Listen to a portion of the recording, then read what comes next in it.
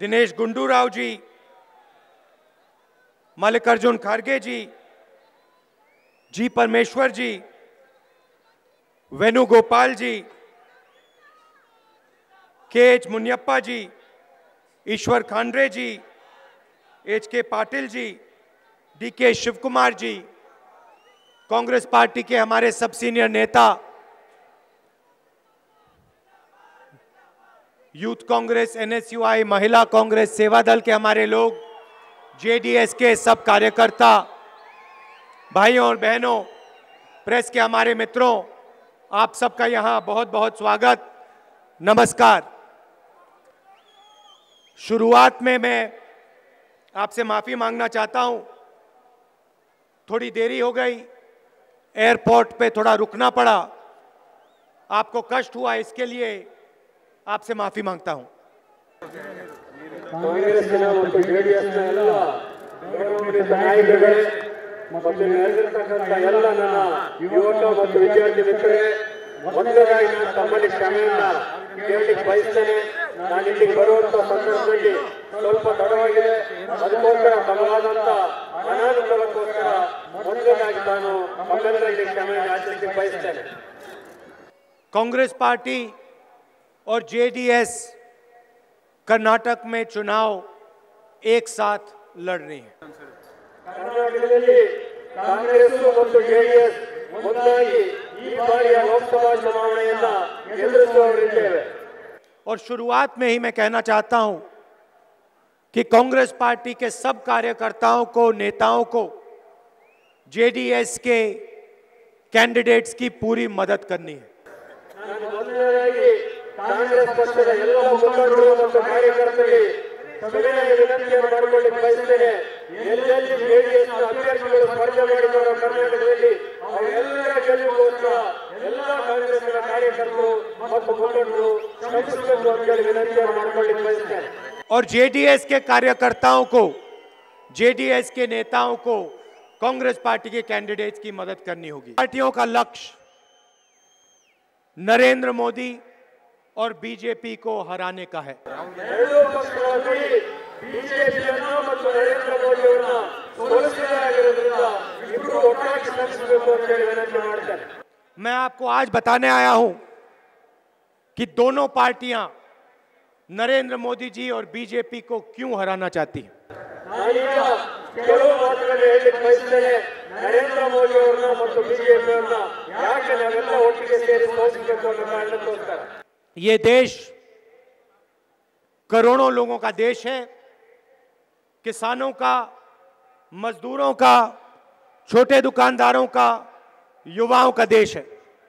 ಕೋಟ್ಯಾಂತರ ಜನರಿರುವ ಈ ದೇಶ ರೈತರಿಗೆ ಸೇರಿದ್ದು, ಬಡವರಿಗೆ ಸೇರಿದ್ದು, ಕಾರ್ಮಿಕರಿಗೆ ಸೇರಿದ್ದು, ದುಡಿಯುವ ವರ್ಗದವರಿಗೆ ಸೇರಿರುವಂತಹ ಈ ದೇಶ ಇದು. और दिन भर इस देश की जनता इस देश के लिए काम करती है, खेतों में काम करती है, सड़कों पे काम करती है, बड़ी बड़ी इमारतें बनाती हैं।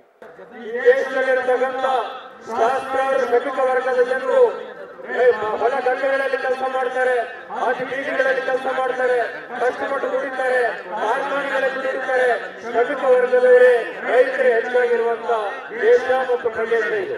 देश के सब लोग अपना खून, अपना पसीना इस देश को बनाने में लगाते हैं।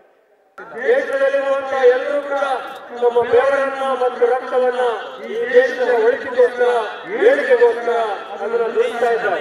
मगर पिछले 5 सालों में नरेंद्र मोदी जी ने इस देश के गरीब लोगों के लिए, किसानों के लिए, मजदूरों के लिए, छोटे दुकानदारों के लिए कुछ नहीं किया। ಕಳೆದ 5 ವರ್ಷಗಳ ನರೇಂದ್ರ ಮೋದಿ ನೇತೃತ್ವದ ಬಿಜೆಪಿ ಸರ್ಕಾರದಲ್ಲಿ ರೈತರ ಪರವಾಗಿ, ಬಡವರ ಪರವಾಗಿ, ಸಣ್ಣ ವ್ಯಾಪಾರಿಗಳ ಪರವಾಗಿ, ದುಡಿಯುವವರ ಪರವಾಗಿ ಯಾವುದೇ ಕಾರ್ಯಕ್ರಮಗಳನ್ನ ಬಿಜೆಪಿಯ ಕೇಂದ್ರ ಸರ್ಕಾರ ಕೊಡಲಿಲ್ಲ. पूरा का पूरा काम उन्होंने अपने बड़े उद्योगपति, 15-20 बड़े उद्योगपति मित्रों के लिए किया। चौकीदार ने अनिल अंबानी को दुनिया का सबसे बड़ा डिफेंस कॉन्ट्रैक्ट दिया। ಈ ದೇಶದ ಕಾವಲುಗಾರ ಅಂತ ಹೇಳಿಕೊಳ್ಳುವಂತ ನರೇಂದ್ರ ಮೋದಿ ಅವರು ಈ ದೇಶದ ಪ್ರಪಂಚದ ಅತ್ಯಂತ ದೊಡ್ಡದಾಗಿರುವಂತಹ ರಫೇಲ್ ಕಾಂಟ್ರಾಕ್ಟ್ ಅನ್ನ ಅನಿಲ್ ಅಂಬಾನಿ ಅವರಿಗೆ ಕೊಟ್ಟರು. 30,000 करोड़ रुपए उसके जेब में डाले। 30,000 ಕೋಟಿ ರೂಪಾಯಿಗಳು ಅನಿಲ್ ಅಂಬಾನಿ ಅವರ ಜೇಬಿಗೆ ಹೋಗುವಂತ ಪರಿಸ್ಥಿತಿ ನಿರ್ಮಾಣ ಆಯಿತು. सारे कानून तोड़े, ಎಲ್ಲಾ ಕಾನೂನುಗಳನ್ನು ಉಲ್ಲಂಘಿಸಿದರು, खुला भ्रष्टाचार किया, ಎಲ್ಲ ಬಹಳ ಕುಲ್ಲಂಕುಷವಾಗಿ ಭ್ರಷ್ಟಾಚಾರದ ನಡೆದಂತಹ ಪ್ರಕರಣ ಇದು. 1:30 बजे रात को सीबीआई के डायरेक्टर को निकाला। ರಾತ್ರಿ 1:30 ಗಂಟೆಯಲ್ಲಿ ಸಿಬಿಐ ನಿರ್ದೇಶಕರನ್ನ ಬದಲಾಯಿಸುವಂತಹ ಕೆಲಸವನ್ನ ಕೇಂದ್ರದ ಈ ಸರ್ಕಾರ ಮಾಡಿದೆ. पिछले 5 सालों में 3.5 लाख करोड़ रुपए 15-20 लोगों का नरेंद्र मोदी ने माफ किया है। ಕಳೆದ 5 ವರ್ಷದಲ್ಲಿ 15 ಉದ್ಯಮಪತಿಗಳ ದೊಡ್ಡವರ 3.5 ಲಕ್ಷ ಕೋಟಿ ರೂಪಾಯಿಯಷ್ಟು ಹಣವನ್ನ ಮಾಫಿ ಮಾಡುವಂತ ಮನ್ನಾ ಮಾಡುವಂತ ಕೆಲಸವನ್ನ ಕೇಂದ್ರದಲ್ಲಿರುವಂತಹ ನರೇಂದ್ರ ಮೋದಿ ಅವರ ಸರ್ಕಾರ ಮಾಡಿದೆ. और किसान कर्जा माफी मांगता है तो अरुण जेटली जी, नरेंद्र मोदी जी कहते हैं हमारी पॉलिसी नहीं है। ಭಾರತದಲ್ಲಿರುವಂತಹ ರೈತರು ನಮ್ಮ ಸಾಲ ಮನ್ನಾ ಮಾಡಿ ಅಂತ ಕೇಳಿದ್ರೆ ಕೇಂದ್ರದ ಅರ್ಥ ಸಚಿವರಾಗಿರುವಂತಹ ಅರುಣ್ ಜೇಟ್ಲಿ ಅವರು, ಪ್ರಧಾನಮಂತ್ರಿಗಳಾದ ನರೇಂದ್ರ ಮೋದಿ ಅವರು ಅದು ಮಾಡಲಿಕ್ಕೆ ಬರೋದಿಲ್ಲ ಅನ್ನೋ ಮಾತನ್ನು ಹೇಳ್ತಾರೆ. कहते हैं पैसा नहीं है। ಅವ್ರು ಹೇಳ್ತಾರೆ ಹಣ ಸಾಲ ಮನ್ನಾ ಮಾಡಲಿಕ್ಕೆ ಬರೋದಿಲ್ಲ ಅಂತ ಮಾತನ್ನು ಹೇಳ್ತಾರೆ. ಹಣ ಎಲ್ಲಿಂದ ತರಬೇಕು ಅನ್ನೋ ಪ್ರಶ್ನೆಯನ್ನು ಕೂಡ ಕೇಳ್ತಾರೆ. कर्नाटक में हमने कर्जा माफ किया, पैसा कहां से आया? ಕರ್ನಾಟಕದಲ್ಲಿ ಕುಮಾರಸ್ವಾಮಿ ಮುಖ್ಯಮಂತ್ರಿಗಳು ರೈತರ ಸಾಲವನ್ನ ಮನ್ನಾ ಮಾಡಿದ್ರು, ಆ ಹಣ ಎಲ್ಲಿಂದ ಬಂತು ಅನ್ನೋದು ಕೂಡ ಈ ಸಂದರ್ಭದಲ್ಲಿ ನಾವು ಕೇಂದ್ರವನ್ನ ಕೇಳಬೇಕಾಗ್ತದೆ. मध्य प्रदेश में, राजस्थान में, छत्तीसगढ़ में, पंजाब में हमने माफ किया, पैसा कहां से आया? ಮಧ್ಯಪ್ರದೇಶ, ರಾಜಸ್ಥಾನ, ಛತ್ತೀಸ್ಗಢಗಳಲ್ಲಿ, ಪಂಜಾಬ್ನಲ್ಲಿ ರೈತರ ಸಾಲ ಮನ್ನಾವನ್ನ ಅಲ್ಲಿನ ಸರ್ಕಾರಗಳು ಮಾಡಿದ್ರು. ಅವರು ಎಲ್ಲಿಂದ ಹಣ ತಂದ್ರು ಅನ್ನೋದು ಕೂಡ ನಮಗೆಲ್ಲ ಗೊತ್ತಾಗಬೇಕಾದಂತ ವಿಷಯ. पैसे की कोई कमी नहीं है, ಹಣದ ಯಾವ ಕೊರತೆಯೂ ಕೂಡ ದೇಶದಲ್ಲಿ, ರಾಜ್ಯಗಳಲ್ಲಿ ಇಲ್ಲ. मगर पैसा गरीबों को नहीं दिया जा सकता। ದೇಶದಲ್ಲಿ ಹಣದ ಕೊರತೆ ಇಲ್ಲ, ಆದರೆ ಬಡವರಿಗೆ ಹಣ ಕೊಡುವ ವಿಚಾರದಲ್ಲಿ ಮನಸ್ಸು ಮಾಡುವಂತ ನಾಯಕತ್ವ ದೇಶದಲ್ಲಿ ಇಲ್ಲ. किसानों को नहीं दिया जा सकता, ರೈತರಿಗೆ ಕೊಡ್ಲಿಕ್ಕೆ ಆಗೋದಿಲ್ಲ, मजदूरों को नहीं दिया जा सकता, ಕಾರ್ಮಿಕರಿಗೆ ಕೊಡ್ಲಿಕ್ಕೆ ಆಗೋದಿಲ್ಲ, युवा एंटरप्रेन्योर्स को नहीं दिया जा सकता। ಸಣ್ಣ ಯುವ ಉದ್ಯಮದಾರರಿಗೆ ಕೊಡ್ಲಿಕ್ಕೆ ಆಗೋದಿಲ್ಲ. अनिल अंबानी, मेहुल चौकसी, नीरव मोदी, विजय माल्या, ललित मोदी को दिया जा सकता है। ಅನಿಲ್ ಅಂಬಾನಿ ಅವರು, ಮೇಹುಲ್ ಚೋಕ್ಸಿ ಅವರು, ವಿಜಯ್ ಮಲ್ಯ ಅವರು ಇಂಥವರಿಗೆ ಕೊಡ್ಲಿಕ್ಕೆ ಮಾತ್ರ ದೇಶದ ಖಜಾನೆಯಲ್ಲಿ ಹಣ ಇದೆ. शिक्षा के लिए, सरकारी स्कूल्स के लिए, सरकारी कॉलेज यूनिवर्सिटी के लिए पैसा नहीं है। ಶಿಕ್ಷಣಕ್ಕೆ, ಸರ್ಕಾರಿ ಶಾಲೆಗಳಿಗೆ, ಸರ್ಕಾರಿ ಕಾಲೇಜುಗಳಿಗೆ ಕೊಡ್ಲಿಕ್ಕೆ ಕೇಂದ್ರ ಸರ್ಕಾರದಲ್ಲಿ ಹಣ ಇಲ್ಲ. स्वास्थ्य के लिए पैसा नहीं है, सरकारी अस्पतालों के लिए पैसा नहीं है। ಆರೋಗ್ಯಕ್ಕಾಗಿ ಮತ್ತು ಆಸ್ಪತ್ರೆಗಳಿಗೆ ಕೊಡ್ಲಿಕ್ಕೆ ಕೇಂದ್ರ ಸರ್ಕಾರ ಹಣ ಇಲ್ಲ ಅಂತ ಹೇಳ್ತದೆ. मगर जो लोग चाहते हैं उनको मिलता है। 15-20 ಜನ ದೇಶದ ಶ್ರೀಮಂತರಿದ್ದಾರೆ, ಅವರ ಕಷ್ಟಗಳಿಗೆ ಮಾತ್ರ ಕೇಂದ್ರದಲ್ಲಿರುವಂತಹ ಈ ಸರ್ಕಾರ ಸ್ಪಂದಿಸುತ್ತದೆ. 3.5 लाख करोड़ रुपए आपने उनके माफ किए, पैसा कहां से आया? 3.5 ಲಕ್ಷ ಕೋಟಿ ರೂಪಾಯಿಗಳನ್ನ ಶ್ರೀಮಂತರ ಸಾಲವನ್ನು ಮನ್ನಾ ಮಾಡಲಿಕ್ಕೆ ನಿಮಗೆ ಹಣ ಎಲ್ಲಿಂದ ಬಂತು ಅಂತ ನಾನು ಕೇಂದ್ರ ಸರ್ಕಾರವನ್ನು ಕೇಳಲಿಕ್ಕೆ ಬಯಸ್ತೇನೆ. 1800 करोड़ रुपए येदुरप्पा जी ने अपनी डायरी में बांटे, वो कहां से आया? ಕರ್ನಾಟಕದ ಮಾಜಿ ಮುಖ್ಯಮಂತ್ರಿಗಳಾದಂತಹ ಯಡಿಯೂರಪ್ಪನವರು 500 ಕೋಟಿ ರೂಪಾಯಿಗಳನ್ನ ಡೈರಿಯಲ್ಲಿ ಬರೆದು ಕೇಂದ್ರದ ನಾಯಕರಿಗೆ ತಲುಪಿಸಿದರು. ಆ ಹಣ ಎಲ್ಲಿಂದ ಬಂತು, वो किसका पैसा था? ಅದು ಯಾರ ಹಣವೂ ಅಂತ ನಾನು ಕೇಳಲಿಕ್ಕೆ ಬಯಸ್ತೇನೆ. 150 करोड़ रुपए अरुण जेटली जी को दिया, वो किसका था? 150 ಕೋಟಿ ರೂಪಾಯಿಗಳನ್ನ ಅರುಣ್ ಜೇಟ್ಲಿ ಅವರಿಗೆ ಕೊಟ್ಟು ಅದು ಯಾರ ಹಣವನ್ನು ಅಂತ ನಾನು ಕೇಳಲಿಕ್ಕೆ ಬಯಸ್ತೇನೆ. राजनाथ सिंह जी को दिया, गडकरी जी को दिया, वो किसका था? अडवाणी जी को दिया, वो किसका था? ರಾಜನಾಥ್ ಸಿಂಗ್, ನಿತಿನ್ ಗಡ್ಕರಿ ಮತ್ತು ಎಲ್ಲ ಬಿಜೆಪಿ ನಾಯಕರಿಗೆ ಕೊಟ್ಟಿರುವಂತಹ ಹಣನೂ ಕೂಡ ಅದು ಯಾರಿಗೆ ಸೇರಿತು ಅಂತ ನಾನು ಕೇಳಲಿಕ್ಕೆ ಬಯಸ್ತೇನೆ. कहां से आया? ಆ ಹಣ ಎಲ್ಲಿಂದ ಬಂತು ಅಂತ ನಾನು ಕೇಳಲಿಕ್ಕೆ ಬಯಸ್ತೇನೆ. कर्नाटक की जनता की जेब से आया। ಕರ್ನಾಟಕದ ಸಾಮಾನ್ಯ ರೈತ ಜೇಬಿನಿಂದ ತೆಗೆದ ಹಣವನ್ನು ಅವರಿಗೆ ಕೊಟ್ಟಿದ್ದಾರೆ ಅಂತ ನಾನು ಹೇಳ್ತೇನೆ. तो हमने 2019 में निर्णय ले लिया है, 6 महीने से हम अपने नए स्कीम के बारे में तैयारी कर रहे हैं, प्लानिंग कर रहे हैं। ನಾವೀಗ ಹೊಸ ಯೋಜನೆಯನ್ನ ಸರ್ಕಾರ ಬಂದ ನಂತರ 6 ತಿಂಗಳಲ್ಲಿ ಭಾರತದಲ್ಲಿ ಜಾರಿ ಮಾಡಬೇಕು ಅನ್ನುವಂತ ಒಂದು ಪ್ರಯತ್ನದಲ್ಲಿದ್ದೇವೆ. अगर नरेंद्र मोदी जी हिंदुस्तान के सबसे अमीर लोगों को पैसा दे सकते हैं, ನರೇಂದ್ರ ಮೋದಿ ಅವರು ಭಾರತದ ಶ್ರೀಮಂತರಿಗೆ ಹಣ ಕೊಡಲಿಕ್ಕೆ ಸಾಧ್ಯ ಅಂತಾದ್ರೆ, तो कांग्रेस पार्टी हिंदुस्तान के ईमानदार किसानों को, गरीबों को पैसा दे सकती है। ಕಾಂಗ್ರೆಸ್ ಪಕ್ಷ ಭಾರತದಲ್ಲಿರುವಂತಹ ಬಡವರು ಮತ್ತು ರೈತರಿಗೆ ಅವರಿಗೆ ಹಣ ಕೊಡೋಕೆ ತೀರ್ಮಾನವನ್ನು ಮಾಡಿದೆ. आपको जो करना है आप करो, हमें जो करना है हम करेंगे. ನಿಮಗೇನು ಸರಿ ಅಂತ ಕಾಣ್ತದೋ ನೀವು ಅದನ್ನು ಮಾಡಿ, ನಮಗೇನು ಸರಿ ಅಂತ ಕಾಣ್ತದೋ ನಾವು ಅದನ್ನು ಮಾಡಲಿಕ್ಕಿದ್ದೇವೆ.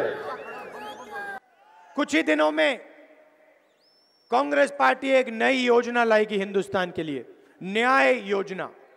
ಕೆಲವೇ ದಿನಗಳ ಹಿಂದೆ ನಾನು ಭಾರತದ ಬಡವರಿಗೋಸ್ಕರ ಹೊಸ ಒಂದು ಯೋಜನೆಯನ್ನು ಘೋಷಣೆ ಮಾಡಿದ್ದೇನೆ. ಅದರ ಹೆಸರು ನ್ಯಾಯ ಅಂತ ಹೇಳಿ. नरेंद्र मोदी ने 15 लाख रुपए देने का वायदा किया था. ನರೇಂದ್ರ ಮೋದಿ ಅವರು ಅಧಿಕಾರಕ್ಕೆ ಬಂದಂತಹ ಸಂದರ್ಭದಲ್ಲಿ ಪ್ರತಿ ಭಾರತೀಯ 15 ಲಕ್ಷ ರೂಪಾಯಿ ಕೊಡ್ತೇನೆ ಅನ್ನೋ ಮಾತನ್ನು ಕೊಟ್ಟಿದ್ರು. मिल गया? मिल गया? नहीं. 15 लाख रुपए झूठ था. 15 ಲಕ್ಷ ರೂಪಾಯಿ ಕೊಡ್ತೀನಿ ಅಂತ ಹೇಳಿದವರು ಸುಳ್ಳಾಗಿತ್ತು. अब मैं आपको सच बताता हूं. ಈಗ ನಾನು ಸತ್ಯ ಹೇಳಲಿಕ್ಕೆ ಬಯಸ್ತೇನೆ. हिंदुस्तान की सरकार हर बैंक अकाउंट में 15 लाख रुपए नहीं डाल सकती है. ಭಾರತದಲ್ಲಿರುವಂತಹ ಸರ್ಕಾರ ಪ್ರತಿಯೊಬ್ಬರ ಖಾತೆಗೆ 15 ಲಕ್ಷ ರೂಪಾಯಿ ಹಾಕಲಿಕ್ಕೆ ಸಾಧ್ಯವೇ ಇಲ್ಲ. मगर हिंदुस्तान के 20% सबसे गरीब लोगों के बैंक अकाउंट में 72,000 रुपए हर साल डाल सकती है. ಭಾರತದ ಎಲ್ಲರ ಖಾತೆಗೆ 15 ಲಕ್ಷ ಬರಲಿಕ್ಕೆ ಸಾಧ್ಯ ಇಲ್ಲ. ಆದರೆ ಭಾರತದ ಶೇಕಡ 20% ಇರುವಂತಹ ಬಡವರ ಖಾತೆಗೆ ಪ್ರತಿ ವರ್ಷ 72,000 ರೂಪಾಯಿಗಳನ್ನ ಹಾಕಲಿಕ್ಕೆ ಸಾಧ್ಯ ಇದೆ. ಅದನ್ನು ನಾವು ಸಾಧ್ಯ ಮಾಡಿಕೊಳ್ಳೋಣ. न्याय योजना हिंदुस्तान के 20% गरीब लोगों के बैंक अकाउंट में साल के 72,000 रुपए 5 साल के अंदर 3,60,000 रुपए बैंक अकाउंट में डाल के दे देगी. ಭಾರತದ ಶೇಕಡ 20% ಇರುವಂತಹ ಬಡವರ ಪ್ರತಿಯೊಬ್ಬರ ಖಾತೆಗೆ ವರ್ಷಕ್ಕೆ 72,000 ರೂಪಾಯಿಗೆ 5 ವರ್ಷದಲ್ಲಿ 3.5 ಲಕ್ಷ ರೂಪಾಯಿಗಳನ್ನ ಪ್ರತಿಯೊಬ್ಬ ಬಡವರ ಖಾತೆಗೆ ಹಾಕುವಂತಹ ಕೆಲಸವನ್ನು ಖಂಡಿತವಾಗ್ಲೂ ನಾವು ಮಾಡಿದ್ದೇವೆ. गरीबी पे ये हमारा सर्जिकल स्ट्राइक है. ಇದು ಬಡತನದ ವಿರುದ್ಧ ನಾವು ಘೋಷಿಸಿರುವಂತಹ ಸರ್ಜಿಕಲ್ ಸ್ಟ್ರೈಕ್ ಇದು. 25 करोड़ लोगों को इस योजना का फायदा मिलेगा. 5 करोड़ परिवारों के बैंक अकाउंट में डायरेक्ट सीधा कांग्रेस पार्टी पैसा डालेगी. ಭಾರತ ದೇಶದ 25 ಕೋಟಿ ಜನರಿಗೆ 5 ಕೋಟಿ ಕುಟುಂಬಗಳಿಗೆ ನೇರವಾಗಿ ಅವರ ಬ್ಯಾಂಕಿನ ಖಾತೆಯಲ್ಲಿ ಪ್ರತಿ ವರ್ಷ 72,000 ರೂಪಾಯಿ ಸಿಗುವಂತಹ ಯೋಜನೆ ನ್ಯಾಯ ಯೋಜನೆ ಘೋಷಣೆ ಮಾಡಿರುವಂತದ್ದು. 5 साल के अंदर हिंदुस्तान में आपको 12,000 रुपए प्रति महीना की आमदनी से कम एक भी व्यक्ति नहीं मिलेगा. 5 ವರ್ಷಗಳಲ್ಲಿ ಭಾರತದಲ್ಲಿ ಯಾವ ಕುಟುಂಬಕ್ಕೂ ಕೂಡ 12,000 ರೂಪಾಯಿ ಕನಿಷ್ಠ ಆದಾಯ ಇರುವಂತಹ ಯಾವ ವ್ಯಕ್ತಿಗೂ ಸಿಗಲಿಲ್ಲ. ಅವರೆಲ್ಲರೂ ಕೂಡ ಅಷ್ಟು ಕನಿಷ್ಠ ಆದಾಯ ಪ್ರತಿ ತಿಂಗಳಿರುವಂತಹ ರೀತಿಯಲ್ಲಿ ನಾವು ನೋಡಿಕೊಳ್ತೇವೆ. हम मिनिमम आमदनी की एक लाइन बना देंगे 12,000 रुपए प्रति महीना. ಬಡತನದ ರೇಖೆಯಲ್ಲಿ 12,000 ರೂಪಾಯಿಗಳಿಗೆ ಯಾರಿಗೆ ಆದಾಯ ಇರುತ್ತೋ ಅವರಿಗೆ ಹೊಸ ಬಡತನದ ರೇಖೆಯನ್ನು ಗುರುತು ಮಾಡುವಂತಹ ಕೆಲಸವನ್ನು ನಾವು ಮಾಡ್ತೇವೆ. और जिसकी भी आमदनी उससे कम होगी उसकी आमदनी हम 12,000 तक पहुंचा देंगे. ಯಾರ ಆದಾಯ ಪ್ರತಿ ತಿಂಗಳು 12,000 ರೂಪಾಯಿಗಿಂತ ಕಡಿಮೆ ಇದೆಯೋ ಅವರೆಲ್ಲ ಆದಾಯವನ್ನ ಪ್ರತಿ ತಿಂಗಳಿಗೆ 12,000 ರೂಪಾಯಿ ಏರಿಸುವಂತಹ ಕೆಲಸವನ್ನು ನಾವು ಮತ್ತು ನಮ್ಮ ಯೋಜನೆಗಳು ಮಾಡ್ತೇವೆ. नरेंद्र मोदी जी ने आपके जेब से पैसा निकाला. नोटबंदी में आपको लाइन में खड़ा किया और आपके जेब से पैसा चोरी किया. ನರೇಂದ್ರ ಮೋದಿ ಅವರು ಪ್ರಧಾನಮಂತ್ರಿಯಾಗಿ ತಮ್ಮ ಜೇಬಿಗೆ ಹಣ ಹಾಕಿದ್ರು.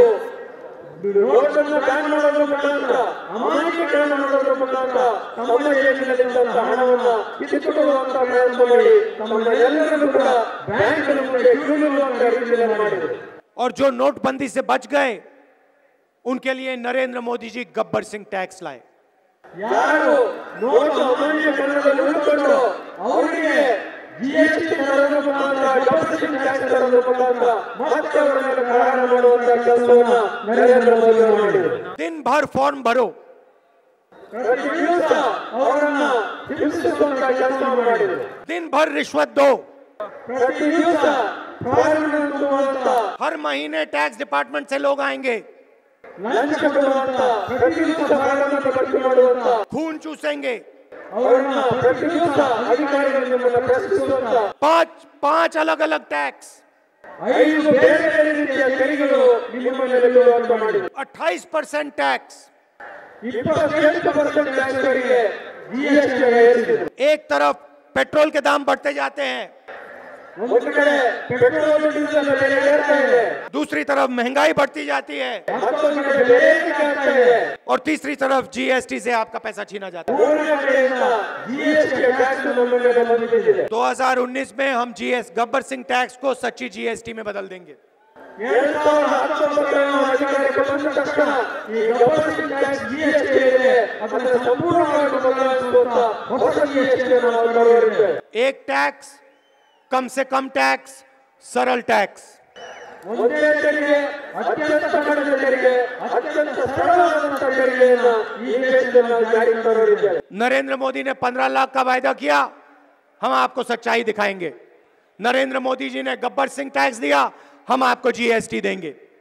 ನರೇಂದ್ರ ಮೋದಿಯವರ ಸರ್ಕಾರ ತನ್ನ ಎಲ್ಲ ಕಾರ್ಯಕ್ರಮಗಳು ಎಲ್ಲ ಯೋಜನೆಗಳನ್ನ ದೇಶದ ಅತ್ಯಂತ ಶ್ರೀಮಂತರು ಈ ದೇಶವನ್ನು ಮಾರ್ಪಡಿಸುತ್ತವೆ. बैंक का पूरा पैसा इन्होंने अपने मित्रों को बांटा। ಬ್ಯಾಂಕ್ನಿಂದ ಬಹುತೇಕ ಹಣವನ್ನ ತಮ್ಮ ಸ್ನೇಹಿತರಿಗೋಸ್ಕರ ಅವರು ಕೊಟ್ಟರು. नोटबंदी, जीएसटी, इनके बाद 45 साल से सबसे ज्यादा बेरोजगारी हिंदुस्तान में आज है। ನೋಟುಗಳ ಅಮಾನ್ಯೀಕರಣ, ಜಿಎಸ್ಟಿ ಟ್ಯಾಕ್ಸ್ ಆದ ನಂತರ ಈ ದೇಶದ ಇತಿಹಾಸದಲ್ಲಿ ಅತ್ಯಂತ ಹೆಚ್ಚು ಸಂಖ್ಯೆಯ ನಿರುದ್ಯೋಗಿಗಳು ಈ ದೇಶದಲ್ಲಿ ನಿರ್ಮಾಣ ಆಗಿರುವಂತದ್ದು ಕೂಡ ಇವತ್ತು ನಾವು ನೋಡ್ತಾ ಇದ್ದೇವೆ. मेक इन इंडिया का वायदा किया, स्टार्टअप इंडिया का वायदा किया, और सच्चाई 45 साल से सबसे ज्यादा बेरोजगारी। Make in India, startup India ಇತರ ಅನೇಕ ಯೋಜನೆಗಳನ್ನು ಭಾರತದಲ್ಲಿ ಘೋಷಣೆ ಮಾಡಿದವು. ಆದರೆ ಭಾರತದ ಕಳೆದ 25 ವರ್ಷಗಳ ಇತಿಹಾಸದಲ್ಲಿ ಅತ್ಯಂತ ಹೆಚ್ಚಿನ ನಿರುದ್ಯೋಗ ಈ ದೇಶದಲ್ಲಿ ಈ ಸಂದರ್ಭದಲ್ಲಿ ನಾವು ಕಾಣ್ತಾ ಇದ್ದೇವೆ. बैंक की चाबी नरेंद्र मोदी जी ने विजय माल्या, ललित मोदी को दी, हम वो चाबी छीनकर हिंदुस्तान के युवाओं के हाथ में डाल देंगे। ನರೇಂದ್ರ ಮೋದಿ ಅವರು ಬ್ಯಾಂಕಿನ ಕೀಲಿಕೆಗಳನ್ನು ವಿಜಯ ಮಲ್ಯಯವರಿಗೆ, ಅಂಬಾನಿಯವರಿಗೆ, ನೀರವ್ ಮೋದಿ ಮತ್ತಿತರರಿಗೆ ಕೊಟ್ಟರು. ಆಗ ಬ್ಯಾಂಕಿನ ಕೀಲಿಕೆಗಳನ್ನು ಅವರಿಂದ ಕಿತ್ತು ನಾವು ಈ ದೇಶದ ಜನಸಾಮಾನ್ಯರಿಗೆ ಆ ಕೀಲಿಕೆಯನ್ನು ಕೊಡೋರಿದ್ದೇವೆ. कर्नाटका हिंदुस्तान का स्टार्टअप कैपिटल है। ಕರ್ನಾಟಕ ಭಾರತದ ಸ್ಟಾರ್ಟ್ಅಪ್ ಕ್ಯಾಪಿಟಲ್ ಅಂತ ಹೇಳಿ ನಾನು ಹೇಳಿಕೆ ಬಯಸುತ್ತೇನೆ. हमने अपने मैनिफेस्टो में साफ कहा है, आज नरेंद्र मोदी जी की दुनिया में युवा बिजनेस खोलना चाहता है, अलग अलग डिपार्टमेंट से परमिशन लेनी पड़ती है, रिश्वत देनी पड़ती है। ಈಗ ನಾನು ನಮ್ಮ ಮುಂದೆ ಹೇಳಿಕೆ ಬಯಸುತ್ತೇನೆ, ಈ ದೇಶದ ಯುವಕರು ಹೊಸ ಉದ್ಯಮವನ್ನು ಸ್ಥಾಪನೆ ಮಾಡಬೇಕು, ಕೈಗಾರಿಕೆಯನ್ನು ಸ್ಥಾಪನೆ ಮಾಡಬೇಕು ಅಂದ್ರೆ ಹಲವಾರು ಬೇರೆ ಬೇರೆ ಇಲಾಖೆಗಳಿಂದ ಅವರು ಪರವಾನಗಿಯನ್ನು ಪಡೆಯಬೇಕಾಗ್ತದೆ, ಕ್ಯೂನಲ್ಲಿ ನಿಲ್ಲಬೇಕಾಗ್ತದೆ, ಲಂಚವನ್ನು ಕೊಡಬೇಕಾಗ್ತದೆ. हर डिपार्टमेंट में रिश्वत दो। ಪ್ರತಿ ಇಲಾಖೆಯಲ್ಲಿ ಲಂಚ ಕೊಡಬೇಕಾದಂತ ಸಂದರ್ಭ ಇದೆ. 50 अलग अलग परमिशन लो, ಹಲವಾರು ಬೇರೆ ಬೇರೆ ಅಂತ ಪರ್ಮಿಷನ್ಗಳನ್ನ ಪರವಾನಗಿ ತೆಗೆದುಕೊಳ್ಳಬೇಕಂತ ಸ್ಥಿತಿ ಇದೆ. फिर जाके बिजनेस खोलो। ಅದಾದ ನಂತರ ನಾವು ಉದ್ಯಮವನ್ನ, ವ್ಯಾಪಾರವನ್ನ ಶುರು ಮಾಡಬೇಕಾಗ್ತದೆ.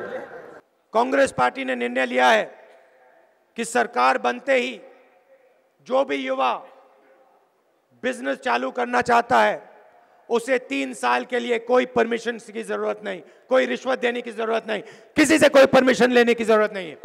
ಕಾಂಗ್ರೆಸ್ ಪಕ್ಷ ಈಗ ತೀರ್ಮಾನ ಮಾಡಿದೆ, 2019 ಬಹುಮತ ಬಂದು ಸರ್ಕಾರ ರಚನೆ ಮಾಡಿದ ತಕ್ಷಣ ಎಲ್ಲ ಯುವ ಉದ್ಯಮಿದಾರರಿಗೆ ಯಾವ ಪರವಾನಗಿಯೂ ಇಲ್ಲದೆ 3 ವರ್ಷಗಳ ಕಾಲ ಉದ್ಯಮಗಳನ್ನು ನಡೆಸಲಿಕ್ಕೆ ಯಾವ ಲಂಚವನ್ನು ಕೊಡದೆ ಉದ್ಯಮಗಳನ್ನು ಸ್ಥಾಪನೆ ಮಾಡಲಿಕ್ಕೆ ನಿರ್ಣಯವನ್ನು ಈಗಾಗಲೇ ಕಾಂಗ್ರೆಸ್ ಪಕ್ಷ ಮಾಡಿದೆ. और जो भी युवा हिंदुस्तान के लिए रोजगार पैदा करेगा उसे हिंदुस्तान की सरकार, हिंदुस्तान के बैंक्स पूरी की पूरी मदद करेंगे। ಯಾವ ಯುವ ಉದ್ಯಮಿಗಳು ಭಾರತದಲ್ಲಿ ಉದ್ಯಮವನ್ನು ಸ್ಥಾಪನೆ ಮಾಡಿ ಯುವಕರಿಗೆ ಉದ್ಯೋಗ ಕೊಡ್ತಾರೋ ಅವರಿಗೆ ಭಾರತದ ಸರ್ಕಾರದ ಅಧೀನದಲ್ಲಿರುವಂತಹ ಎಲ್ಲ ರಾಜ್ಯಗಳು ಕೂಡ ಹೆಚ್ಚಿನ ಸಹಾಯ ಮಾಡುವಂತಹ ಸ್ಥಿತಿಯನ್ನು ನಾವು ಈ ದೇಶದಲ್ಲಿ ನಿರ್ಮಾಣ ಮಾಡ್ತೇವೆ. नरेंद्र मोदी जी ने झूठे वायदे किए मगर देश को बांटने का, नफरत फैलाने का भी काम किया। ನರೇಂದ್ರ ಮೋದಿ ಅವರು ಹಲವು ಸುಳ್ಳು ಆಶ್ವಾಸನೆಗಳನ್ನು ನೀಡಿ ಈ ದೇಶವನ್ನು ಅನೇಕ ಕಾರಣಗಳಿಗೋಸ್ಕರ ವಿಭಜಿಸುವಂತಹ ಕೆಲಸದಲ್ಲಿ ತೊಡಗಿಕೊಂಡಿದ್ದಾರೆ. कांग्रेस पार्टी देश को जोड़ने का काम करती है. ಕಾಂಗ್ರೆಸ್ ಪಕ್ಷ ಈ ದೇಶವನ್ನು ಜೋಡಿಸುವಂತಹ ಕೆಲಸಕ್ಕೆ ಕೈ ಹಾಕಿದೆ ಮತ್ತು ಮಾಡುವುದನ್ನು ಕೂಡ ಇದೆ. कमजोर लोगों की मदद करती है. ದುರ್ಬಲರಾದವರಿಗೆ ಸಹಾಯ ಮಾಡೋಕೆ ನಾವು ಮುಂದಾಗಿದ್ದೇವೆ. और मैं कांग्रेस पार्टी और जनता दल के कार्यकर्ताओं को धन्यवाद कहना चाहता हूं कि आप नरेंद्र मोदी जी और बीजेपी को हराने ಜೆಡಿಎಸ್ ಮತ್ತು ಕಾಂಗ್ರೆಸ್ನ ನಾಯಕರು ಮತ್ತು ಕಾರ್ಯಕರ್ತರಲ್ಲಿ ವಿನಂತಿ ಮಾಡಿಕೊಳ್ತಾರೆ, ತಾವಿಬ್ಬರು ಕೂಡ ಸಹೃದಯದಿಂದ ಕೈ ಜೋಡಿಸಬೇಕು. ನರೇಂದ್ರ ಮೋದಿ ಅವರನ್ನ ಮತ್ತು ಬಿಜೆಪಿ ಅವರನ್ನ ಈ ರಾಜ್ಯದಲ್ಲಿ ಮತ್ತು ಈ ದೇಶದಲ್ಲಿ ಸೋಲಿಸಲಿಕ್ಕೆ ನಾವು ಒತ್ತಾಯಿಸಬೇಕು ಅಂತ ವಿನಂತಿ ಮಾಡಿಕೊಳ್ತಾರೆ. यहाँ पे कर्नाटक में हमने कोलिशन की सरकार बनाई है और दिल्ली में भी हम नरेंद्र मोदी को हरा के दिखाएंगे. ಕರ್ನಾಟಕದಲ್ಲಿ ನಾವು ಜೆಡಿಎಸ್ ಮತ್ತು ಕಾಂಗ್ರೆಸ್ ಸಮ್ಮಿಶ್ರ ಸರ್ಕಾರವನ್ನು ರಚನೆ ಮಾಡಿದ್ದೇವೆ. ಇದೇ ಮೈತ್ರಿ ಆಧಾರದ ಮೇಲೆ ದೆಹಲಿಯಲ್ಲೂ ಕೂಡ ನಾವು ಬಿಜೆಪಿಯವರನ್ನ ಮತ್ತು ನರೇಂದ್ರ ಮೋದಿ ಅವರನ್ನ ಸೋಲಿಸಿದ್ದೇವೆ. एक बार फिर कांग्रेस पार्टी के सब कार्यकर्ता और नेता जेडीएस की मदद करेंगे और जेडीएस के सब लोग कांग्रेस पार्टी के कैंडिडेट्स को जिताएंगे. ಮತ್ತೊಮ್ಮೆ ನಾನು ವಿನಂತಿ ಮಾಡ್ತೇನೆ, ಕಾಂಗ್ರೆಸ್ ಎಲ್ಲ ನಾಯಕರು ಮತ್ತು ಕಾರ್ಯಕರ್ತರು ಜೆಡಿಎಸ್ ಎಲ್ಲ ಅಭ್ಯರ್ಥಿಗಳನ್ನು ಗೆಲ್ಲಿಸಬೇಕು ಮತ್ತು ಜೆಡಿಎಸ್ ಎಲ್ಲ ನಾಯಕರು ಮತ್ತು ಕಾರ್ಯಕರ್ತರು ಕಾಂಗ್ರೆಸ್ ಅಭ್ಯರ್ಥಿಗಳನ್ನು ಗೆಲ್ಲಿಸಲಿಕ್ಕೆ ಈ ಚುನಾವಣೆ ಸ್ಪರ್ಧಿಸಬೇಕು ಎಂದು ವಿನಂತಿ ಮಾಡ್ತಾರೆ. आप सबका बहुत बहुत धन्यवाद. नमस्कार. जय हिंद. ನಮ್ಮೆಲ್ಲರಿಗೂ ನಮಸ್ಕಾರ. ಜೈ ಹಿಂದ್.